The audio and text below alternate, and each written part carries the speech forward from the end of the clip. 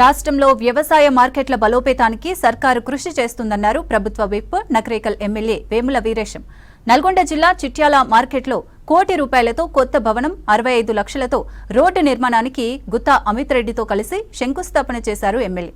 తమ చొరవతో మండలంలోని 11 గ్రామాలను చిట్యాల మార్కెట్లో విలీనం చేశారని, రైతులు ఈ అవకాశాన్ని సద్వినియోగం చేసుకోవాలని సూచించారు. పాడి రైతులకు ఉపయోగకరంగా విజయ డైరీ తరపున మార్కెట్లో పాల శీతలీకరణ కేంద్రాన్ని ఏర్పాటు చేస్తున్నామన్నారు గుత్తా అమిత్.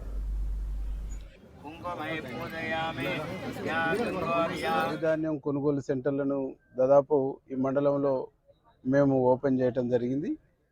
మేము ఈ ధాన్యాన్ని ప్రభుత్వ గైడ్ లైన్స్కి అనుగుణంగా తేమ శాతం కానీ, తాలు కానీ, మట్టి పిల్లలు కానీ ఇవి ప్రభుత్వం నిర్దేశించినటువంటి నిర్దేశాలకు అనుగుణంగా మీరు మార్కెట్కి తీసుకొని వచ్చేసి మద్దతు ధరకు మీ ధాన్యాన్ని అమ్ముకోవాలని, దళారీల బారిన పడి మోసపోవద్దని చెప్పేసి మనస్ఫూర్తిగా మీకు విజ్ఞప్తి చేస్తూ ఈరోజు మార్కెట్లను బలోపేతం చేయడానికి గౌరవ ముఖ్యమంత్రి రేవంత్ రెడ్డి గారు, అట్లాగే వ్యవసాయ శాఖ మంత్రి తుమ్మల నాగేశ్వరరావు గారు చేస్తున్నటువంటి ఒక గొప్ప విప్లవాత్మకమైనటువంటి మార్పులకు శ్రీకారం చుడుతున్నటువంటి దానికి మేము వారికి మనస్ఫూర్తిగా అభినందనలు, కృతజ్ఞతలు తెలియజేస్తూ ఏఎంసీ పాలకవర్గ సభ్యుల సహకారంతో, డిస్ట్రిక్ట్ కోఆపరేటివ్ ఆఫీసర్ వాళ్ళ సహకారంతో కూడా మాకు ఆల్రెడీ ప్లేస్ శాంక్షన్ అయింది.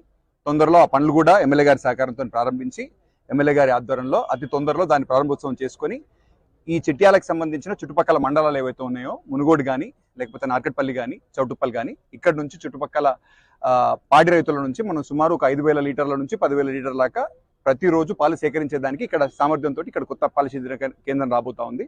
ప్రజలందరూ కూడా భవిష్యత్తులో ఈ ఫెసిలిటీని ఏదైతే ఉందో వాడుకొని ఇక్కడ నుంచి మంచి పాడి పరిశ్రమకి సంబంధించిన అభివృద్ధి కార్యక్రమాలు ఏవైతే ఉన్నాయో అన్ని చేసుకుందామని చెప్పేసి కూడా ఎమ్మెల్యే గారి సహకారంతో అతి తొందరలో దాని ప్రారంభోత్సవం చేసుకోవాలని చెప్పేసి కూడా భావిస్తా ఉన్నాం. మీ అందరి సహకారం కూడా